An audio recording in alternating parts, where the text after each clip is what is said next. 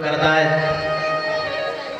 भगवान भोलेनाथ ऋषी सांगू लागलेले आहेत, यातले वलके महाराज सांगू लागलेले आहेत की भगवान भोलेनाथ हिमालय पर्वतावर आलेले आहेत, आनंदानं सर्व चालू आहे।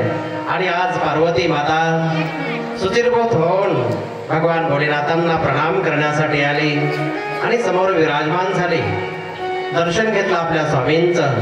भगवान भोलेनाथ एका सुंदर आसनावर विराजमान आहेत, सर्व व्यवस्थित आहे। आणि त्यावेळेला पार्वती म्हणते, स्वामी मला रामकथा ऐकायची आहे। आज मनातून माझी इच्छा आहे की रामकथा ऐकायची आहे, कारण मला आठवतंय की मागच्या जन्मामध्ये मी जेव्हा सती होते ना, तेव्हा आपण अगस्त्य ऋषींच्या आश्रमामध्ये कथा ऐकायला गेलो होतो, परंतु माझ्या मनामध्ये संशय आला आणि त्याचा परिणाम ती कथा मला समजली नाही। आणि येत असताना ज्यांची कथा होती ते प्रभू रामचंद्र भेटले, परंतु मी त्यांना ओळखू शकले नाही। मी त्यांचीच परीक्षा घेतली, तुम्ही माझा त्याग केला, परत मी पार्वती रूपानं जन्माला आले आणि तपश्चर्या करून तुम्हाला प्राप्त केलं।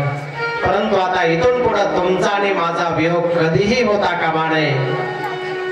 सतत तुम्ही माझे पती आणि मी तुमची पत्नी राहिली पाहिजे। ते दिव्य ज्ञान मला हवंय। मला रामकथा सांगा की प्रभू रामचंद्र ते राम नेमके कोणते आहेत? माझ्या मनातला संशय दूर करा।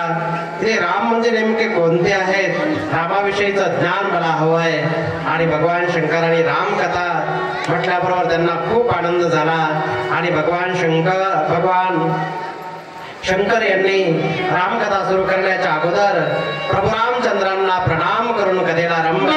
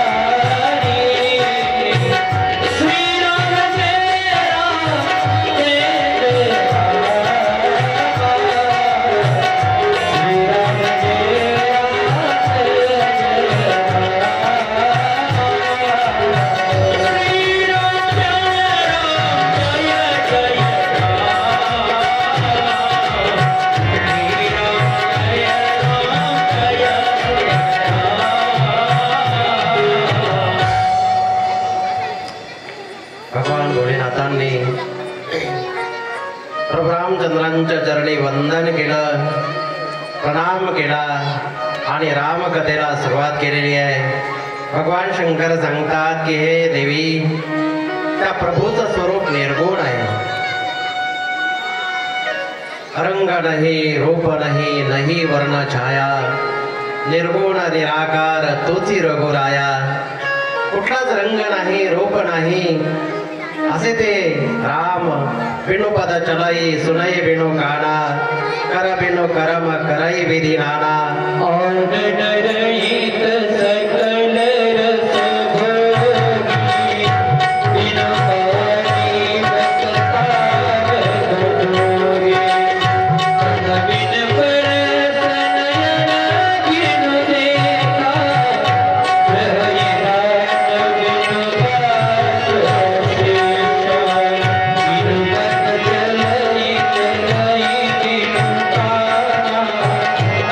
Thank you.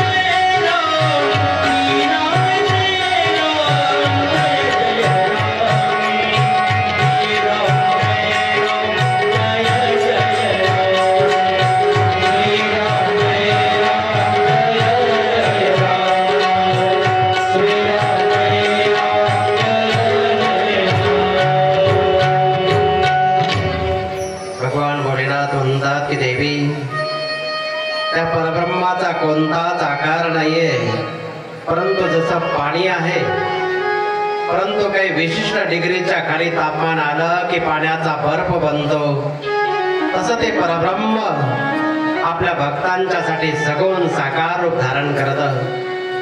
भगवंत दुष्टांचा संहार करणे हाच उद्देश नाहीये. जसं एखादा विदेशातला मित्र आपल्या गावामध्ये जर कोणी असेल तर तो येतो, मित्रांना बोलवल्यानंतर माझ्या घरी कार्यक्रम आहे, तुला यावंच लागेल, तो तिथून येतो कार्यक्रमासाठी मित्राच्या प्रेमास्तव.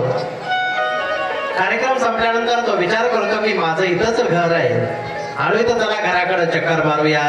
घरी गेल्यानंतर पाहिलं तर घरामध्ये थोडीशी घाण होती, अस्वच्छ होतं. त्याने विचार केला की आलोय तर थोडंसं घर साफ करून घेऊया. परंतु घर साफ करण्यासाठी तिथून तो इथे येईल का? नाही येणार. आला कशासाठी? मित्राच्या प्रेमास्तव आला. परंतु आलोय तर चला घराची साफसफाई थोडीशी करूया म्हणून तो करतो. केवळ घर साफ करण्यासाठी त्याला तिथून इथे यायची गरज लागत नाहीये. तो तिथूनही करू शकतो ना. एखाद्याला काही थोडेफार पैसे दिले की तो तिथूनही साफसफाई करू शकतो. तसं भगवंत दुष्टांचा संहार करायला स्वतः त्यांना यायची गरज लागत नाहीये. त्यांच्या मनात आल्यानंतर ते तिथूनही संहार करू शकतात. परंतु भगवंत येतात का? आपल्या भक्तांच्या प्रेमास्तव.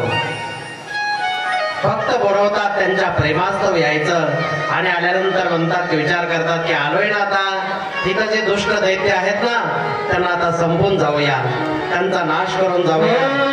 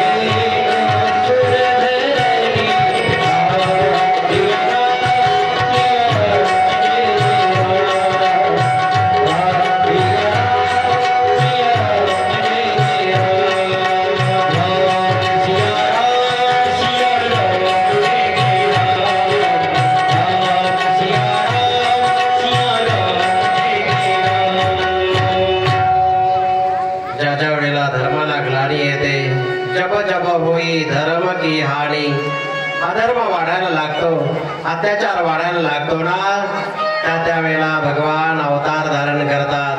अधर्माचा नाश करण्यासाठी यदा यदा ही धर्मस्य ग्लानिर्भवति भारत, हा उद्देश आहे भगवंताचा. आणि दुसरे काही कारण आहेत भगवंताचे येण्याचे.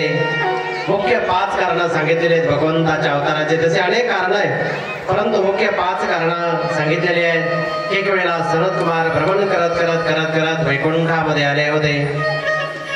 दारामध्ये द्वारपाल उभे होते. भगवान विष्णूचं दर्शन करायला निघाले होते.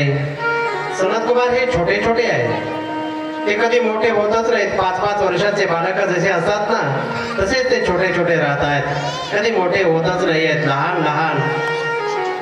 कारण माणूस मोठा झाला की त्याच्या मागे दुःख येतं. बालपणी मात्र कुठेही बसा, कुठेही खेळा, काही बंधन नसतंय. पाळे छोट्यापणीचा आनंद. हे लहान लहान लेकरं कसे इकडे बघतायत तिकडे बघतायत, एकला बोलतात हा या बाजूला. पण मोठ्या माणसानं असं केलं तर लगेच शेजारती म्हणते एवढा मोठा झालाय तुला कळत नाही का, तू काय लहान आहेस का आता, लगेच बोलतील. परंतु लहानपणी किती आनंद असतो बघा. हे छोटे छोटे बाळ कसे गप्पा मारत बसलेले आहेत. मुलांनो इकडे पहा, तिकडे पहा, ते छोट्या छोट्या मुली किती शांत बसलेल्या आहेत. परंतु हे भजे मात्र टुन टुन टुन उड्या मारायला लागलेले आहेत. भजे काही शांत बसतच नाहीयेत. खरं पाहिलं तर ती कुरडई असते ना, कुरडईच म्हणतात तुमच्याकडे काय, कुरडई तेलामध्ये टाकली की कुडकुड कुडकुड कुडकुड करते है का नाही. परंतु हे तेलात टाकलेली कुरडई कुडकुड करायची टाकून शांत बसली आणि आज भजेच उड्या मारायले, हे भजेच वळवळ करायला लागलेले आहेत. त्यामुळे इथं जमलेल्या भजांनो आणि कुरड्यांनो जरा शांत बसा. एकदम शांतता. सुंदर कथा आहे, एकदम शांत बसून ऐकायची आहे.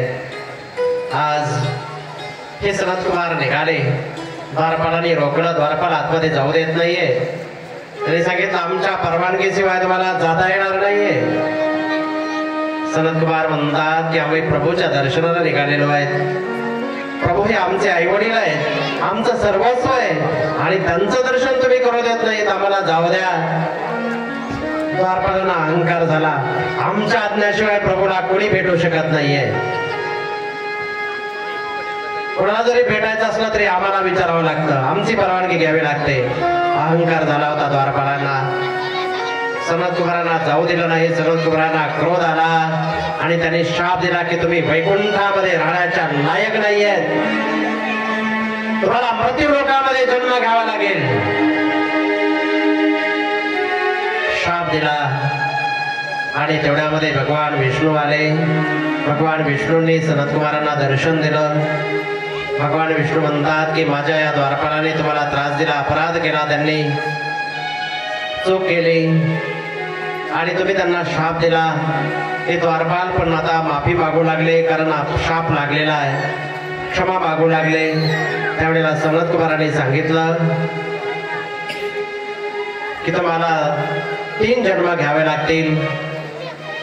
त्यापैकी रावण आणि कुंभकर्ण एक जन्म घ्यावा लागेल आणि त्या जन्मामध्ये भगवान येऊन तुमचा उद्धार करतील. हे कारण प्रभू रामचंद्राच्या अवताराचं. हे जय विजय पुढे रावण आणि कुंभकर्ण बनले. त्यानंतर दुसरं कारण सांगितलं जातं ते म्हणजे जालंधर. हा जालंधर दैत्य सर्वांना त्रास देत होता, सतवत होता आणि त्याची पत्नी वृंदा ही पतिव्रता होती. मनातून आपल्या पतीची सेवा करायची. तिचं पतिव्रत्य महान होतं आणि जालंधर सर्व देवांना त्रास देऊ लागला, सर्वांना परेशान करू लागला, सतू लागला. सर्व जनता परेशान झाली होती, सर्व देव त्रस्त झाले होते, परंतु तो मरत नव्हता.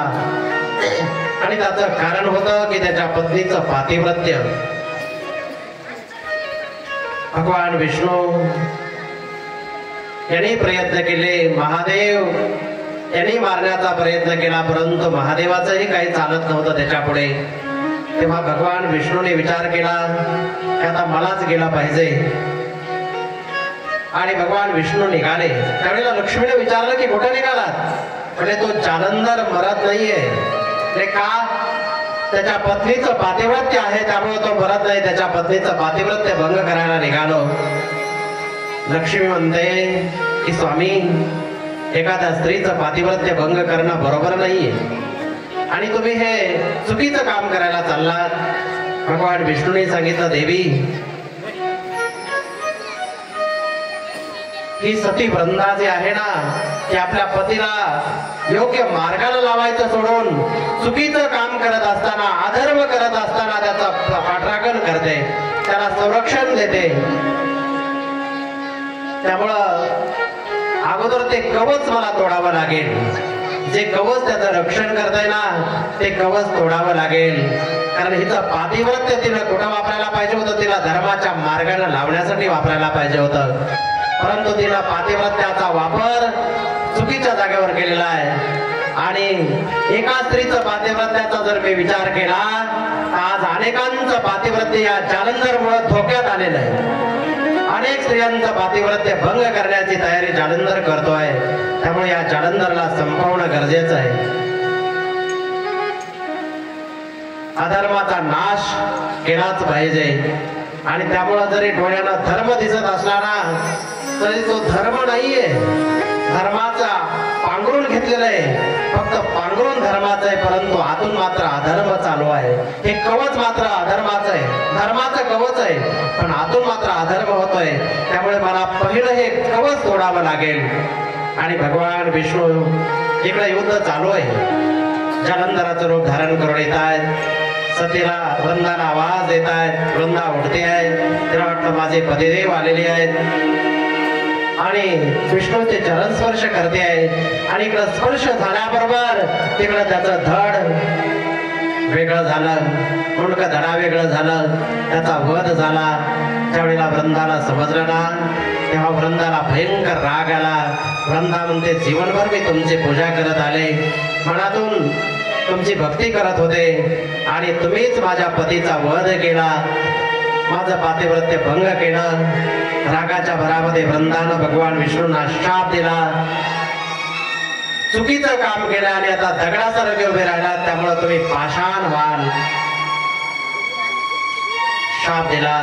आणि त्यानंतर भगवान विष्णूनेही वृंदाला शाप दिला की तू अधर्माचं रक्षण करतेस, अधर्माला संरक्षण देतेस आणि त्यामुळं चुकीचं काम केलंस, पण तरीही तुला शाप देतो की तू गवत होशील, जंगलामधली गवत होशील. वृंदा क्षमा मागते आहे. वृंदाचे डोळे उघडत आहेत. भगवान म्हणतात तू गवत होशील, घास होशील, परंतु ते गवत एवढा महान होईल की दारोदारी ते गवत लावलं जाईल आणि त्याला तुळस म्हणून सर्वजण पूजतील. तीच वृंदा तुळशीच्या रूपाने आपण आज पूजा करतोय. आणि माझी तू मनामधून भक्ती करत होतीस, त्यामुळे शाळेकरामो या रूपाने मी तुझ्या बरोबर उभा राहील आणि तुझ्याबरोबर विवाह प्रत्येक वर्षी संपन्न होईल. तीच तुळस, तीच वृंदा. खरं पाहिलं तर ही कथा मोठी आहे, विस्तृत आहे, परंतु वेळेअभावी आपण एवढी सांगू शकलो नाहीये. आणि भगवान विष्णूने जालंधरचा वध करण्यासाठी सहायता केली, तीच ही वृंदा आणि तोच हा जालंधर. आणि ह्या वृंदानं भगवान विष्णूंना शाप दिला होता की माझा पती रावण होईल आणि आदिमाया शक्ती जगजननी तुमची पत्नी होईल आणि तिचं अपहरण करेल. माझा पती रावणाच्या रूपाने तिचं अपहरण करेल आणि त्यावेळेस तुम्हाला सुद्धा रडावं लागेल. पत्नीच्या वियोगामध्ये शाप दिला. त्यामुळे जालंधरच पुढे रावण झाला. आणि त्यानंतर पुढची एक कथा मी तुम्हाला सांगतो थोडक्यामध्ये.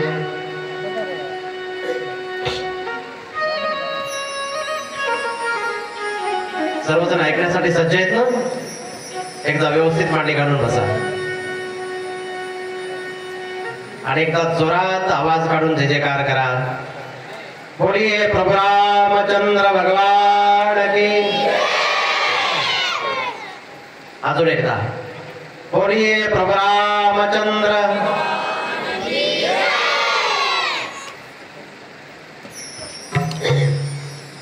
तिसरं कारण भगवान भोलेनाथ सांगू लागलेले आहेत. भगवान भोलेनाथ म्हणतात की नारदांनी भगवंताला एक वेळेला शाप दिला होता.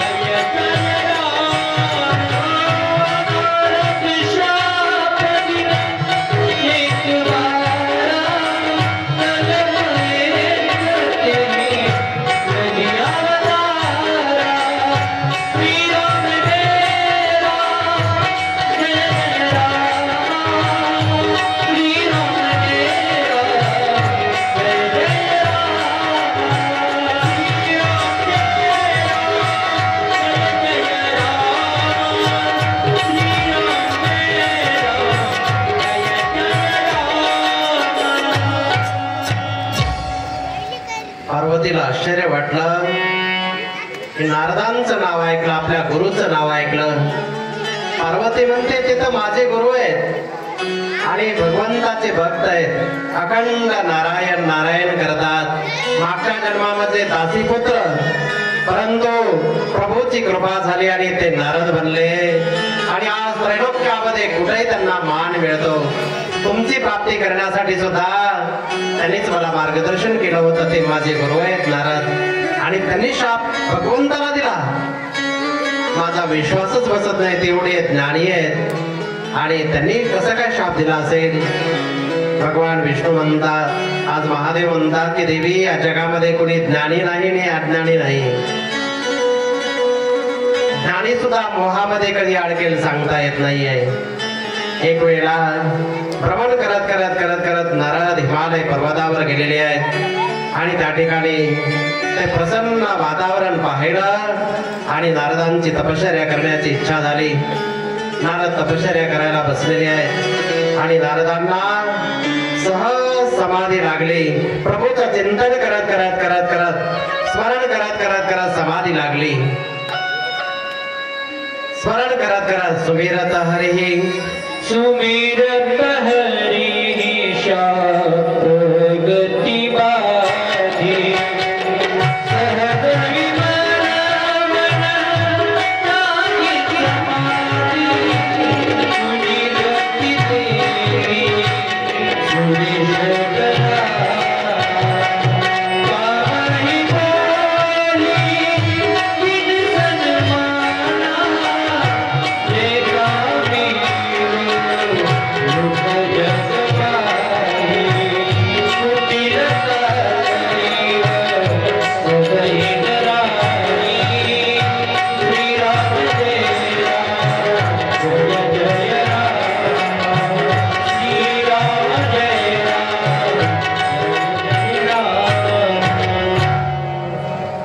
प्रभूचं स्मरण करत करत करत करत नारदांना समाधी लागली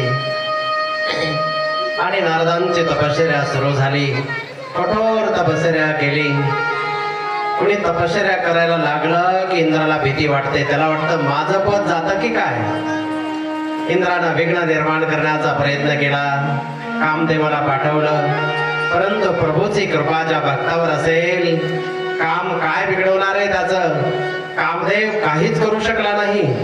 त्यावेळेला इंद्रानं सांगितलं की त्यासाठी वेगळी युक्ती करा आणि कामदेवानं काय केलं, सुंदर फुलांचा हार घेतला, अतिशय सुंदर हार घेतला. लक्षात ठेवा, जो हारत नाही ना त्याला जर हरवायचं असेल तर त्यासाठी हा पर्याय आहे. सुंदर फुलांचा हार घेतला आणि नारदांच्या गळ्यामध्ये घातला आणि कामदेवानं नारदांची स्तुती चालू केली. नारदजी, खरं तर तुम्ही महान आहात, खरं तर तुम्ही श्रेष्ठ आहात. मी तुमच्या समोर पराजित झालो, मी तुमच्या समोर हारलो. भगवान शंकर त्यांची समाधी भंग करणारा काम, परंतु मी तुमची समाधी भंग करू शकलो नाहीये. तुम्ही तर भगवान शंकरापेक्षाही पुढे निघालात. स्तुती केली ना माणसाची की झाला माणूस जास्तच फुकतो, अहंकार येतो माणसाला. आणि नारदांची स्तुती केली. लक्षात ठेवा, हार गळ्यामध्ये पडला की माणूस हारला. लग्नामध्ये हार गळ्यामध्ये पडला की माणसं खुश होतात, वा आता लग्न झालं, आता आनंदी आनंद जीवनामध्ये खुश होतात. परंतु बरं का विकास, हार गळ्यामध्ये पडला की खुश व्हायचं काम नाही. हारला पूर्ण जीवनभर हारच आहे, पुन्हा विजया नाहीच आहे जीवनामध्ये. फक्त म्हणतात मालक, म्हणायला मालक असतात. मालक जरा दळण दळून आणा ना, निघालेच मालक. मालक जरा पाणी संपलंय घेऊन या, हे मालक म्हणायचं, काम सांगायचं नोकरासारखं. मालकीन म्हणतात आणि कामाला लावतात. मालकीन हे जरा जाणून काढा, मालकीन फरशी पुसून घ्या. मालकीन मालकीन बघा ना, मान द्यायचा एवढा मालकीन म्हणायचं, कामही करायला लावायचे. हारच आहे जीवनामध्ये. एकदा हार पडला की हारलंच, काही खरं नाहीये. नारदांचं असंच झालं. नारदांच्या जीवनात हार गळ्यामध्ये पडला आणि नारदांना अहंकार आला. नारदजी भ्रमण करत करत निघाले. भगवान भोलेनाथांच्याकडे आले. भगवान भोलेनाथ म्हणतात की नारदजी वा वा या किती दिवसानंतर आलेले. संतांचं आगमन झालं, आनंदाची गोष्ट आहे. आणि नारदजी एवढे दिवस दिसले नाहीत, कुठे होतात? नारद म्हणे तुम्हाला माहित नाही का? अहो सर्व जगाला माहित आहे आणि तुम्हालाच माहित नाही. म्हटले काय माहितच नाही मला, सांगा ना कुठे होतात? म्हटले मी हिमालयामध्ये गेलो होतो, तपश्चर्या केली आणि त्या कामाला पराजित केलं. तो कामदेव सुद्धा माझ्या समोर पराजित झाला. अहो ज्या कामदेवानं तुमची समाधी भंग केली होती ना, तो कामदेव सुद्धा माझ्या समोर पराजित झाला. भगवान भोलेनाथ मनातली मनात म्हणतात, भगवंताच्या कृपेनं प्रभूच्या नामाच्या आधारानं कामावर विजय प्राप्त केला. संत आलेले आहेत, असं वाटलं होतं की रामकथा ऐकायला मिळेल, परंतु यांनी तर कामकथा सांगायला सुरुवात केलेली आहे. भगवान विष्णू शंकरांनी सांगितलं नारदजी ठीक आहे, काय हरकत नाही, जे झालं ते झालं, आनंदाची गोष्ट आहे, पण ही गोष्ट तुम्ही भगवान विष्णूला सांगू नका. भगवान विष्णूला सांगू नका. नारदांना वाटलं माझे जयकार माझी स्तुती त्यांना सहन होत नाहीये आणि म्हणून म्हणतात की कोणाला सांगू नका. नारदांचा अभिमान वाढत चालला होता. नारद भ्रमण करत करत करत करत निघाले होते. कुठेही नारदांचं स्वागत होत होतं. कामावर विजय प्राप्त करणारे नारद, असा अहंकार वाढतच होता आणि भ्रमण करत करत करत करत पुन्हा वैकुंठामध्ये आले. आणि वैकुंठामध्ये आल्यानंतर भगवान विष्णूंनी पाहिलं की ओळखलं, नारदांच्या मध्ये आज जरा बदल दिसतोय, अहंकार आलेला आहे आणि भक्ताचा अहंकार भगवंताला कधीही सहन होत नाहीये. प्रभूने विचार केला की हा अहंकार संपवला पाहिजे लवकरात लवकर. अहंकार जर वाढला तर माझा भक्त बर्बाद होईल.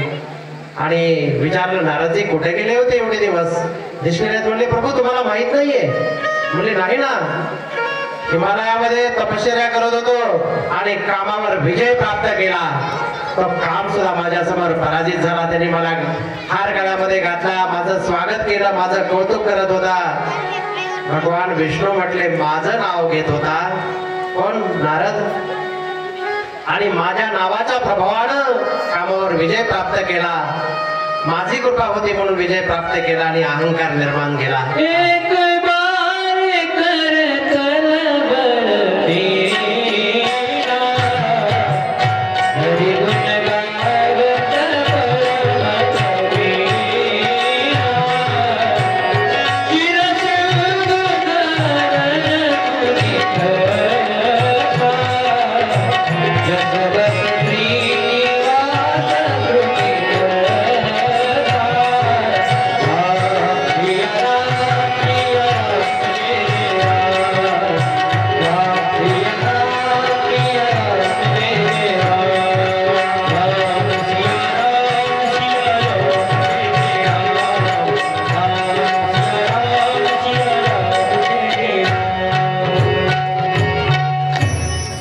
नारदजी करताल आणि विनवा वाजवत वाजवत प्रभूचं गुणगान करत करत हरिगुण गात गात गात गात भ्रमण करत करत आलेले होते आणि कामाची कथा भगवान विष्णूला सांगत होते.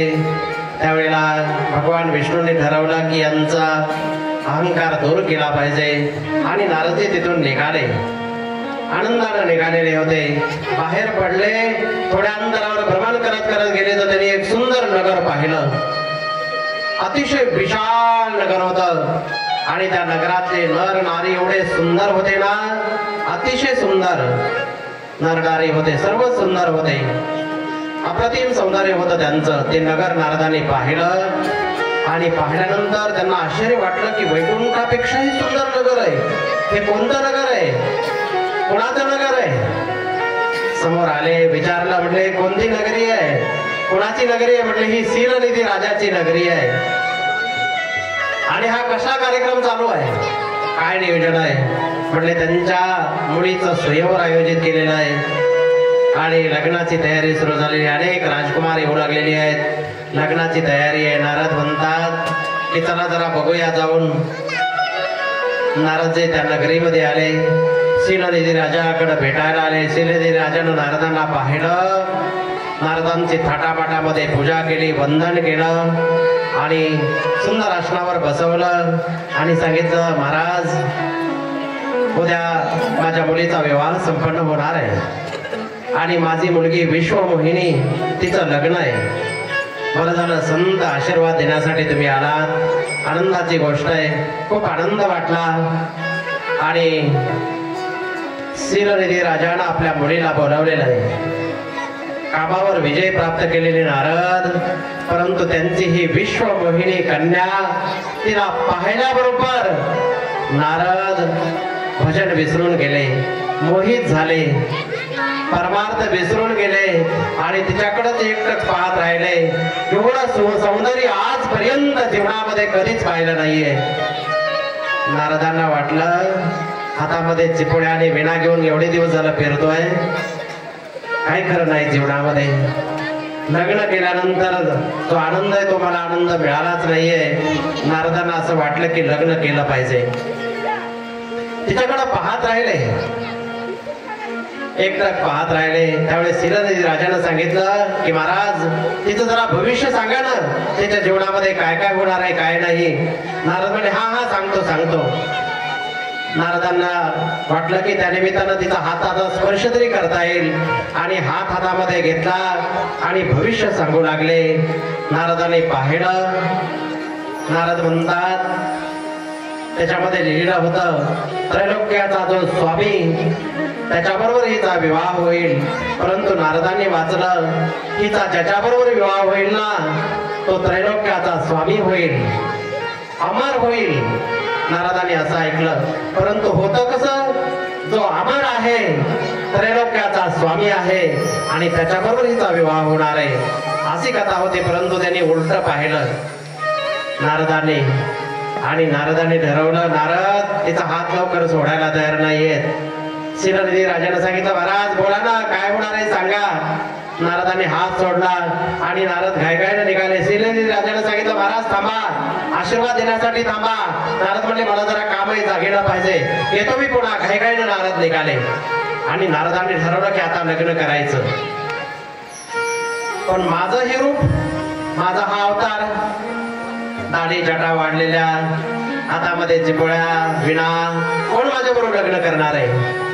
त्यासाठी सुंदर रूप पाहिजे आहे आणि जगामध्ये सर्वात सुंदर जर कोणी असेल तर माझे आराध्य भगवान विष्णू आहेत. पण त्यांना सांगून जमायचं नाहीये. त्यांचं रूप एक दिवसापुरतं मागून घ्यायचं, थोडंसं मागून घ्यायचं, लग्न करण्यापुरतं. देणार नाहीत का? जीवनभर भजन करतोय ना त्यांचं, का देणार नाहीयेत? ताबडतोब नारद एका ठिकाणी निवांत ठिकाणी आले आणि प्रभूचा धावा सुरू केला, भगवंताचं स्मरण केलं आणि भगवान विष्णू प्रगट झाले. प्रगट झाल्यानंतर घाईघाईनं नारदाने विचारलं प्रभू बरं झालं तुम्ही आलात, कृपा केली माझ्यावर, दया केली. परंतु आज जे मी मागणार आहे ना ते नाही म्हणू नका, कारण आजपर्यंत मी तुमच्याकडे काहीच मागितलं नाही. आजच मागतोय आणि नाही म्हणू नका. म्हणजे काय हवंय तुम्हाला? म्हणजे दुसरं काही नाही, तुम्हाला तुमचं रूप मला पाहिजे आहे. भगवान विष्णू म्हणतात माझं रूप कशासाठी? मला पाहिजे आहे फक्त. सांगत नाहीत नारद काय कारण आहे काय नाही. ते म्हटले मी जर यांना सांगितलं तर भगवान विष्णू मला उपदेश देतील की महाराज भजन करत बसायचं सोडून कशाला लग्नाच्या नादाला लागतात. आता काय लग्न करायचं वय का तुमचं? काय खरं लग्न करून? ज्यांनी लग्न केलं ते खरंच सुखी आहेत का? मला उपदेश द्यायला सुरुवात करतील म्हणून यांना सांगायचंच नको. काय कारण आहे ते सांगितलंच नाही. म्हणले मला काय नाहीये, माझं कल्याण होईल असं करा, तुम्हाला तुमचं रूप पाहिजे आहे. ठीक आहे म्हटले, तुमची फारच इच्छा आहे ना, माझं रूप पाहिजे आहे तर मी माझं रूप देतो. आणि नारद म्हटले तुमचं रूप दिलं ना तर नक्कीच माझं कल्याण होईल आणि आज माझं कल्याण होईल अशी माझ्यावर कृपा करा. भगवान विष्णू म्हणले ठीक आहे, कल्याण होईल अशी कृपा करतो. आणि भगवान विष्णूने आपलं रूप दिलं. भगवान विष्णू अंतर्धान झाले. संस्कृत मध्ये वानर जो आहे ना, वानरालाच हरी म्हणतात. हरिरूप मागितलं होतं. त्यामुळं भगवान विष्णूने वानराचं रूप दिलं. चेहरा मात्र वानराचा, माकडाचा दिला नारदांना. नारदांनी आरशात पाहिलं की भगवान विष्णूचा चेहरा दिसायचा. इतर लोकांनी पाहिलं की नारद दिसायचे आणि स्वतः मात्र पाहिलं ना की नारदांना भगवान विष्णू सारखं आपलं रूप दिसायला लागायचं. नारदांना वाटलं की वा आता मला रूप मिळालं. नारद निघाले, आनंदाने निघाले. विणा चिपड्या सगळ्या बाजूला ठेवल्या आणि नवरदेव लग्न करण्यासाठी थाटामाटामध्ये निघाले. इकडे लग्नाची तयारी झालेली होती. सर्व नवरदेव राजकुमार येऊन बसलेले होते आणि ही विश्व मोहिनी सुंदर वरमाला हातामध्ये घेऊन निघाली. नारद पहिल्याच लाईनला येऊन बसले, सुरुवातीच्याच लाईनला येऊन बसले. भगवान विष्णूने आपल्या गणांना पाठवलं होतं, जा जरा पाठीमाग. नारदांना सांगितलंय पण ते भगवान विष्णूकडे गेल्याशिवाय राहायचे नाहीत आणि भगवान विष्णूला भेटले की काहीतरी नारदांची फजिती झाल्याशिवाय राहायचं नाहीये. भगवान शंकराचे गण मागच होते. नारदांना पाहिल्याच्या नंतर ते म्हणतात की वा काय सुंदर राजकुमार आहे. या राजकुमाराला पाहिल्यानंतर असं वाटतंय की ही विश्व मोहिनी जी आहे ना ती दुसऱ्याच्या गळ्यामध्ये वरमाला घालणारच नाहीये. नक्कीच ह्याच राजकुमाराचं लग्न होणार आहे. एवढा राजकुमार सुंदर भगवान विष्णू सारखा दिसतोय, किती सुंदर आहे. इथं एकही एवढा सुंदर नाहीये. नारदांना वाटायचं वा आता आपलं लग्न होत आहे, आता आपलं लग्न होणार. नारद आनंदामध्ये खुशीमध्ये आहेत आणि पहिल्याच लाईनला पहिल्या नंबरला नारद येऊन बसले. राजकुमारीला शोधायची गरज लागू नये, पटकन लग्न झालं पाहिजे. लग्नाची लय घाई झालेली असते माणसाला. जोपर्यंत होत नाही ना तोपर्यंत लय घाई झालेली असते. परंतु खऱ्या जणाला झाल्याच्या नंतर असं वाटतं जब से हुई है शादी आफत गले पड़ी है, आफत निभा रहा हूँ, आंखों से आंसू बहा रहा हूँ. बऱ्याच जणाला मात्र पश्चाताप होतो. परंतु आज नारद मात्र आनंदामध्ये आहेत, खुशीमध्ये पहिल्याच लाईनला बसलेले आहेत आणि ही विश्व मोहिनी वरमाला घेऊन निघाली. नारदांना वाटलं आता पडती आपल्या गळ्यामध्ये. नारद असे असे करू लागलेले आहेत, पुढं पुढं मान करतायत. परंतु तिनं पाहिलं हे माकडाचं तोंड. विश्व मोहिनीला मात्र माकड दिसू लागलं. नारदांचे तीन रूप दिसत होते. विश्व मोहिनीला माकड दिसत होतं, इतरांना नारद दिसत होते आणि नारदांनी स्वतः पाहिलं तर विष्णूचं रूप दिसत होतं. या विश्व मोहिनीला पाहिलं म्हटले लग्नाच्या नवरदेवाच्या पंक्तीमध्ये माकड येऊन बसले. तिनं ती लाईनच सोडून दिली, दुसऱ्या लाईनला गेले. नारदांना वाटलं मला पाहिलंच नाही वाटतं विश्व मोहिनीनं. नारद पटकन उठले की त्या लाईनला जाऊन बसले. लग्नाची घाई झाल्यानंतर असंच करतात, पटकन उठले की त्या लाईनला जाऊन बसले आणि पुढं टाचावर करू पाहू लागलेले की कधी आपल्याकडे येते, कधी आपल्याकडे येते. तिनं तिथंही माकडाला पाहिलं की ती लाईन सोडून दिली. म्हटले इथंही माकड अपशकून याचं विद्रूप तोंडाचं येऊन बसले. उठली आणि तिसऱ्या लाईनला गेली. तिकडे नारदजी पळायला लागलेली आहेत. परंतु भगवान विष्णूने एका सुंदर राजकुमाराचं रूप धारण केलं आणि चौथ्या लाईनला येऊन बसले. विश्व मोहिनी निघाली आणि भगवान विष्णूने राजकुमाराचं रूप धारण केलं होतं. त्यांच्या गळ्यामध्ये वरमाला घातली आणि तिला घेऊन निघाले. हे लक्ष्मी निवासा निघाले विश्व मोहिनीला घेऊन. नारद मात्र तन करायला लागलेले आहेत. भगवान शंकराचे गण जे होते ना ते नारदांना म्हणू लागले, नारदजी जरा तुमचं तोंड जरा नीट बघा, आरशामध्ये पहा. त्यांनी आरशामध्ये तोंड पाहिलं, त्यांच्या लक्षात आलं माकडाचं तोंड दिसलं. ते म्हणले अरे रे मला फसवलं, भगवान विष्णूने मला फसवलं. असा राग आला ना भगवान विष्णूचा, भयंकर क्रोध आला आणि राग तन करत निघाले. भयंकर डोळे राग झालेले आहेत, क्रोधायमान झालेले आहेत. नारद एकदम मी स्वतःला संपवतो त्याचा भगवान विष्णूला शापच देतो. थोडा भयंकर क्रोध आला आणि रागाच्या भरात अतिशय वेगानं बाहेर निघाले आणि त्याच वेळेला भगवान विष्णू रथामध्ये बसवून निघाले.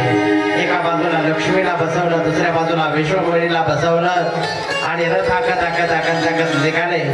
नारदजी समोरून आले. नारदांनी भगवान विष्णूला पाहिलं, हुतामत आले होते ना त्यांचा क्रोध वाढवण्यासाठी. समोरून पाहिलं आणि पाहिल्याबरोबर ताबडतोब रथ थांबवायला लावला आणि असा राग आला. नारद म्हटले की आम्ही स्तुती करतो आणि म्हणून तुम्ही देव आहे, परंतु तुम्ही मात्र कित्येकांना फसवलंय. समुद्र मंथनाच्या वेळेला जे विष निघालं होतं ना ते तुम्ही भगवान शंकरांना पाजलं आणि अमृत मात्र तुम्ही देवांना पाजलं आणि त्यांना फसवलं, त्यांना मदिरा दिली तुम्ही मदिरा, आणि तुम्ही मात्र तोच तो बळी धारण केला. लक्ष्मीला घेऊन तुम्हीच गेले, सर्वांना फसवताय, लबाडी करताय. भगवान विष्णूला अपशब्द बोलू लागले. भगवान विष्णू मात्र नारदांच्याकडून पाहून हसतायत, नारदांचा क्रोध पाहून हसतायत. नारद रागाने तन तन तन तन करतायत. राग आलेल्या माणसाकडे पाहण्यासारखा चेहरा असतो. एखादा राग आलेला माणूस असेल ना तर त्याची शूटिंग करून घ्यायचा जा आणि नंतर त्याचं तोंड त्याला दाखवत जा. कसं दिसतोय त्यांचा चेहरा, डोळे, त्यांचं बोलणं, वागणं सर्व पाहण्यासारखं असतं. आणि भयंकर क्रोधायमान झालेले नारदांना राग आलेला होता. नारदांनी सांगितलं, माझा विश्वासघात केला त्यामुळे तुम्हाला शाप देतोय. आज असा पत्नीचा वियोग मला भोगावा लागतोय आणि तुम्ही सुद्धा एक दिवस पत्नीचा वियोग भोगाल आणि तुम्हाला सुद्धा पत्नीच्या वियोगामध्ये रडावं लागेल. तुम्ही एका राजकुमाराचं रूप धारण केलं होतं ना, तर तुम्हाला सुद्धा पृथ्वी लोकामध्ये एक राजकुमार बनावं लागेल. तेच पुढे राम बनले. आणि त्यानंतर भगवान शंकराचे गण हसत होते ना. भगवान शंकराच्या गणाला शाप दिला की तुम्ही रावण आणि कुंभकर्ण बनाल. शाप दिला आणि तोच रावण तुमच्या पत्नीला उचलून घेऊन जाईल. नारदाने शाप दिला. आणि सज्जनाहो, भगवान विष्णूंनी आपली माया क्षणात गुप्त केली. मायावी नगर बनवलं होतं ना, ते खरं खरं नगर नव्हतं. माया गुप्त केल्यानंतर पाहिलं तर तिथं तो राजा नाही, प्रजा नाही, तिथं मंडप नाही, कोणी माणसं नाहीयेत, लक्ष्मी नाही, विश्वमोहिनी नाही, एकटेच भगवान विष्णू आणि नारद, दुसरं कोणीच नाहीये. नारदाने ते दृश्य पाहिलं. जसं स्वप्नातून नारद जागे होतात ना, आपण जसं स्वप्नातून जागे होतो तसे नारद स्वप्नातून जागे झाले. आणि त्यांच्या लक्षात आलं की अरे रे, मी हे काय केलं, हे काय घडलं माझ्याबरोबर. त्यावेळेला भगवान विष्णूची क्षमा मागू लागले. हे प्रभू, मला माफ करा, माझ्याकडनं चूक झाली, क्षमा करा, क्षमा करा. मी माझा शाप माझा शाप मला परत द्या. भगवान विष्णू म्हणले, नारदजी, तुम्ही जो शाप दिला ना तो मी स्वीकार केलेला आहे आणि त्याप्रमाणेच घडल. भक्ताचा अहंकार क्षणामध्ये संपला. आणि हे कारण भगवान विष्णूच्या अवताराचं असो.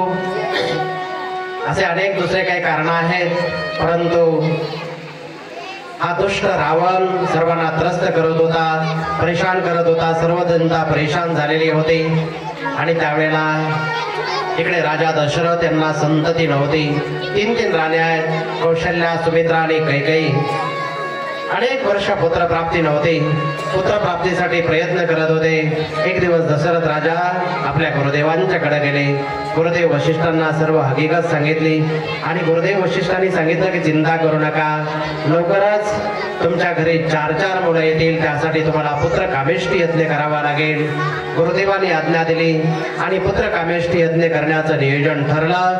परंतु तो यज्ञ करण्यासाठी एका ऋषींना आमंत्रण दिलं गेलं. ऋष्यशृंग यांना आमंत्रण दिलं गेलं आणि ऋष्यशृंगांना आणलं गेलं आणि पुत्र कामेष्टी यज्ञ संपन्न केला गेला. गुरुदेवांच्या समक्ष तो यज्ञ संपन्न झाला. यज्ञ पूर्ण झाल्यानंतर यज्ञ भगवान प्रकट झाले. त्यांनी प्रसाद दिला आणि तो सुवर्ण पात्रामध्ये आलेला प्रसाद गुरुदेव वशिष्ठांनी राजाकडे सुपूर्द केला आणि सांगितलं की राण्यांना वाटून दे. आणि त्यावेळेला गुरुदेवांनी तो प्रसाद त्याची विभागणी केली. 2 भाग केले. एक भाग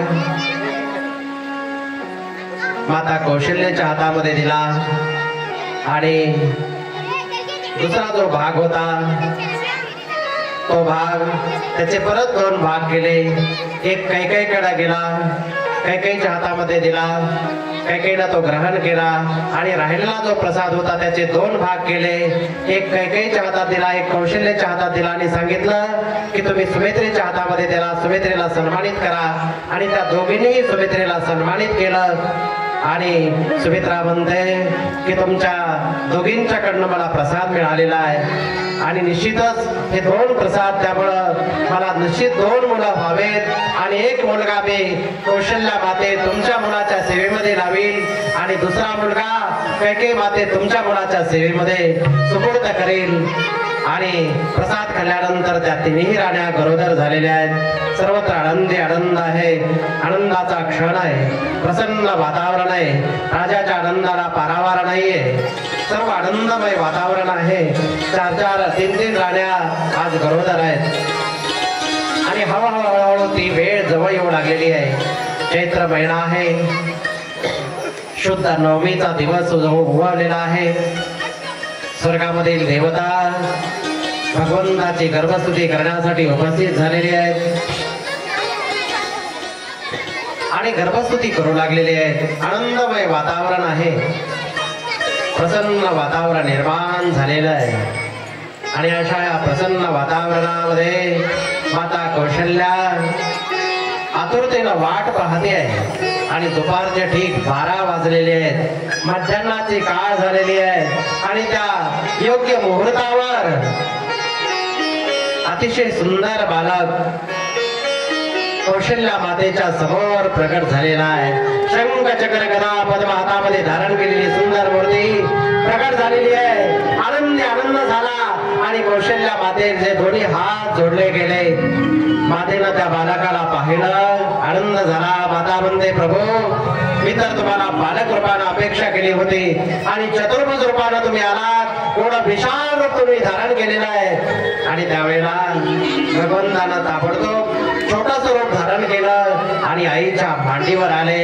आनंदी आनंद झाला आणि तो समाचार कृपाला दीनदयाला कौशल्याने तुकारारी हर्षित मातारी दीनहारी अद्भुत रूप विचारी लोचन अभिरामा सर्वण श्यामा निगम भूषारी भूषण वनमाला नयन विचारा शोभा सुंदरारी जय जगदम्बाला दीनदयाला कौशल्याने तुकारारी हर्षित महातारी दीनहारी अद्भुत रूप विचारी.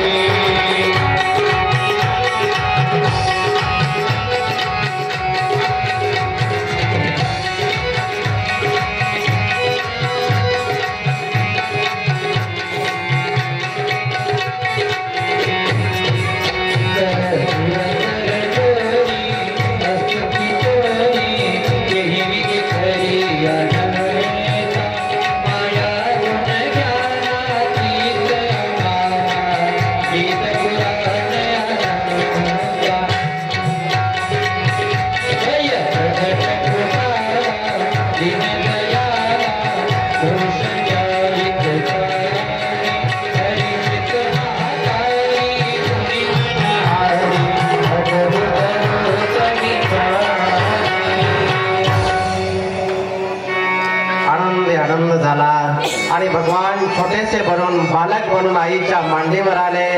आईच्या आनंदाला पारावार नाहीये, आनंदी आनंद आहे. आणि हा समाचार सर्व अयोध्या नगरीमध्ये पोहोचला. राजा दशरथाच्या आनंदाला पारावार नाहीये आणि तेवढ्यामध्ये ताबडतोब एक सुखद समाचार आला. कैकेयीच्या महलामधून एक दासी धावत धावत आली आणि तिला समाचार दिला, कैकेयी मातेने एका सुंदर बालकाला जन्म दिलेला आहे. आणि त्याच क्षणी परत तिसरा एक समाचार आला. सुमित्रेच्या महलातून एक दासी धावत धावत आली आणि तिने सांगितलं की सुमित्रा मातेनं 2-2 बालकाला जन्म दिलेला आहे. आनंदी आनंद झाला. तो आनंद शब्दामध्ये व्यक्त करता येत नाही, एवढा आनंद झाला. प्रभूचं आगमन आणि आनंदी आनंद. प्रगटे चारों भैया अवधि में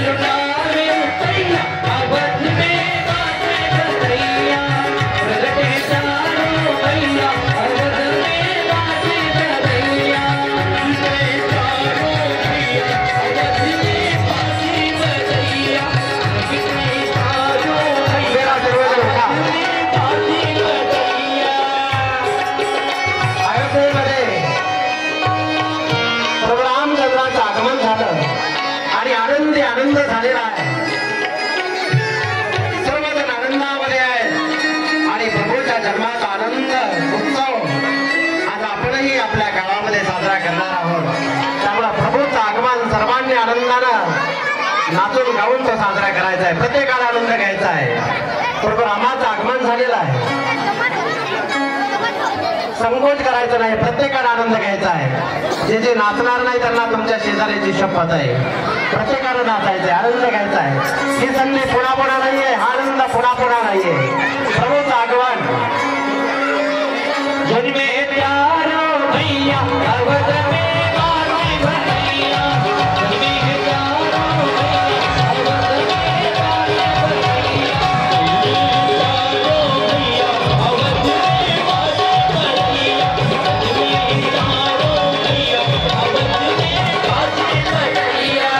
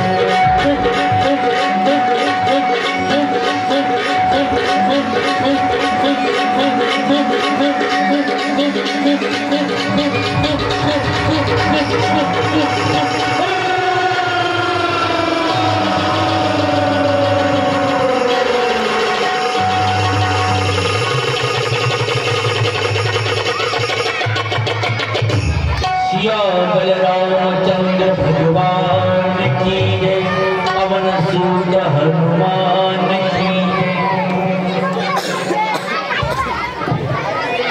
सर्वांनी खाली बसा आता. सर्वांनी खाली बसा. समोरचे जरा मुली थोडंसं मागे सरकून बसा पाठीमागे.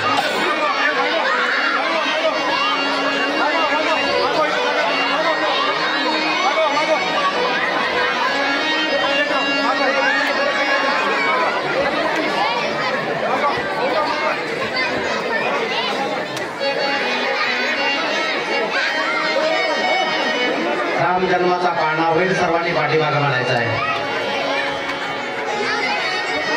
एक 3-4 महिला 4-5 महिला पाळण्याजवळ कोणीतरी येऊन उभे राहा.